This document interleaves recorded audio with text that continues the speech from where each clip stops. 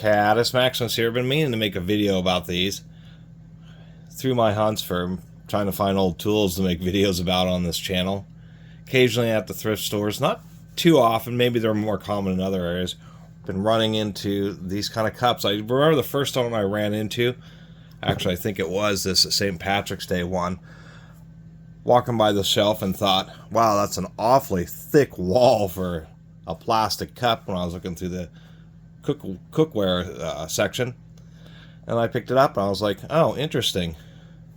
It's like a silicone cup, and it's actually a Silipint. So I guess this company, Silipint, is like the leader in silicone eatery or cookware. And I was like, went by their website, and they have like, at least the Silipint brand has just a vast array of different eatery cups, mugs, even bowls that are made out of silicone.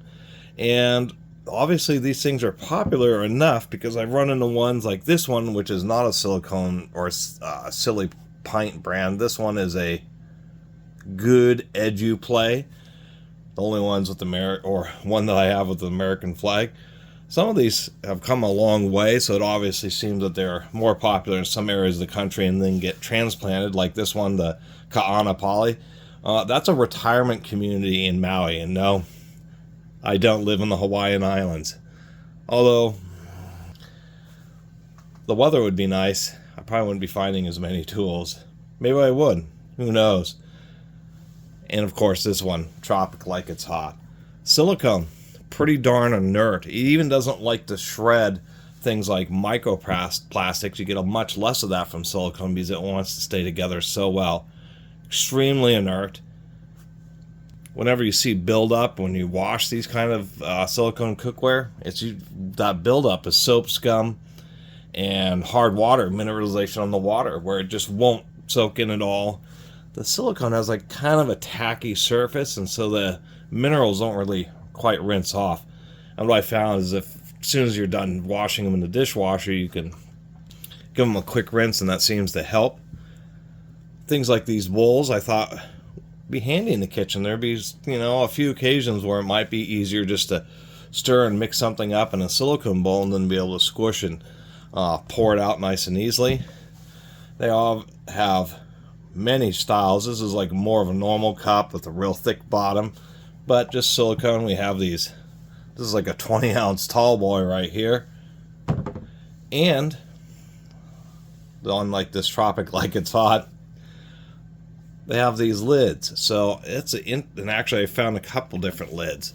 One appears to be this one, which is just a internal friction fit. It just has a bunch of fingers to try to keep it in place, and just works like a normal coffee mug, except for it can't break.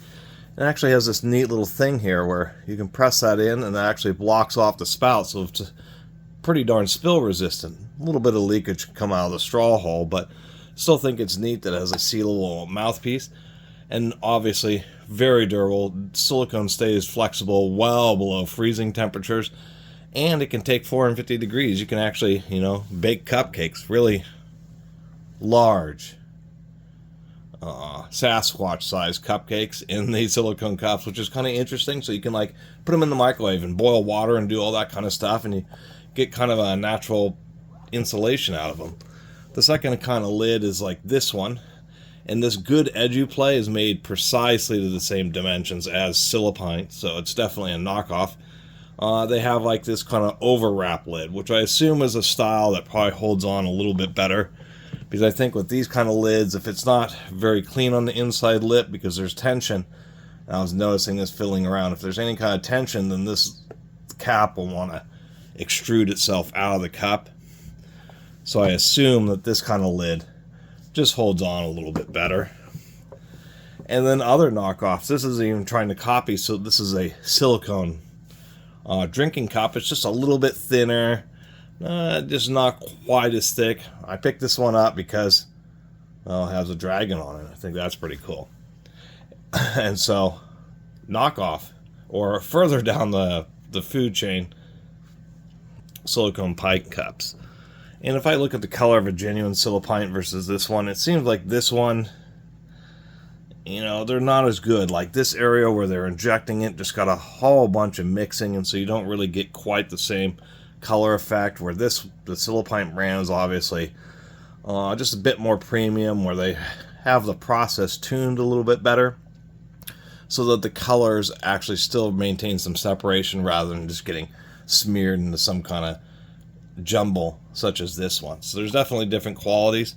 Been running into these, been wanting to make a video about them, because I'm sure if I've seen them, then there's going to definitely be other people around the country who've run into these kind of oddball silicone cups.